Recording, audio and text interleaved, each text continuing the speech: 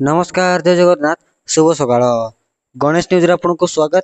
आज हूँ जुलाई 13 तारीख रविवार। आज दिन 20टी बड़ खबर पर नजर पकाइबा, तेणु वीडियो को शेष पर्यंत देखा मोर आपको अनुरोध। वीडियो भल लगे आपको भल पाइबा स्वरूप गोटे गोटे लाइक एवं गोटे गोटे सब्सक्राइब निश्चित करदेवे।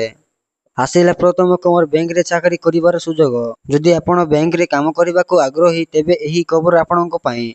भारतीय स्टेट बैंक अर्थात एसबीआई सोसाइटी कैडर ऑफिसर पदवी रे नियुक्ति पई विज्ञापन जारी करिछि। एही पदवी गुड़िक पई आवेदन प्रक्रिया चलेछि। आग्रही एवं योग्य प्राप्ति माने सरकारी वेबसाइट sbi.com इंडिया को जारी सेमानकर आवेदन फॉर्म पूरण करि परिबे। एही नियुक्ति पई आवेदन प्रक्रिया जुलाई 31 रे शेष हेबो। एही नियुक्ति प्रक्रिया अधीन रे डेप्यूटी मैनेजर एवं अन्यान्य पदवी पई नियुक्ति कराजिबो। परवर्ती खबर मोदी बांटिले नियुक्ति पत्र। प्रधानमंत्री नरेंद्र मोदी युवकों को बांटिले 51,000 नियुक्ति पत्र। रोजगार मेला रे पीएम मोदी एही नियुक्ति पत्र बांटिजंती। देशर 47 सहर रे आज रोजगार मेला आयोजन होईछि। एही समय रे पीएम मोदी 41,000 नियुक्ति पत्र बांटी देशर युवकों को एक बड़ उपहार देइचंती। एतिसह वीडियो कॉन्फ्रेंस माध्यम रे युवकों को संबोधन कहिचंती। मोदी कहिले जे सरकार को लक्ष्य हेउची स्वच्छ एवं सचोट नियुक्ति प्रक्रिया को प्रोत्साहित करिबा। प्रधानमंत्री मोदी कहिथिले जे देशर लक्ष लक्ष युवकों को एपरि नियुक्ति मेला माध्यम रे चाकरी पारिचंती एवं आज सेमाने राष्ट्र निर्माण योगदान देइचंती। मोदी कहिले जे हमर मंत्रण हेउची बिना फॉर्म बिना खर्च बोली कहउचंती। परवर्ती खबर 7 दिन पई पाणीपाग अपडेट। आगामी 7 दिन पई पाणीपाग स्थिति पूर्वानुमान करी प्रेस रिलीज जारी करिछि आंचलिक पाणीपाग।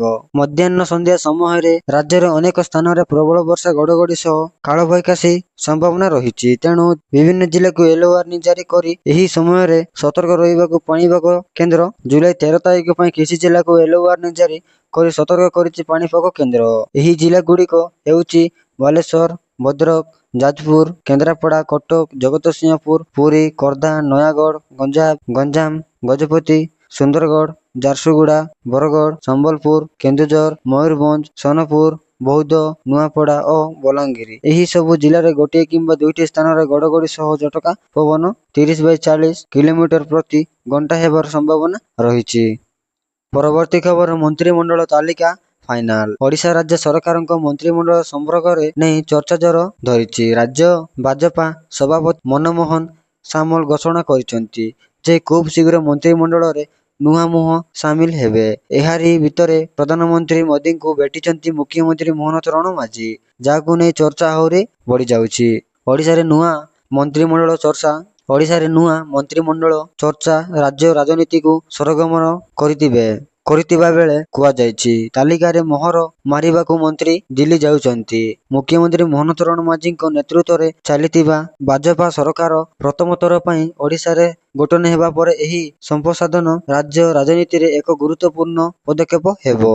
नुआ मंत्री मानक तालिका नै बाबजा नेतृत्व मध्य रे केंद्रीय नेता मानक सह आलोचना सरितेबा सूचना मिलिछि। वीडियो भल लागिले आपनको भल पाइबा स्वरूप गोटे गोटे लाइक एवं गोटे गोटे सब्सक्राइब निश्चित करदेवे। Thank you.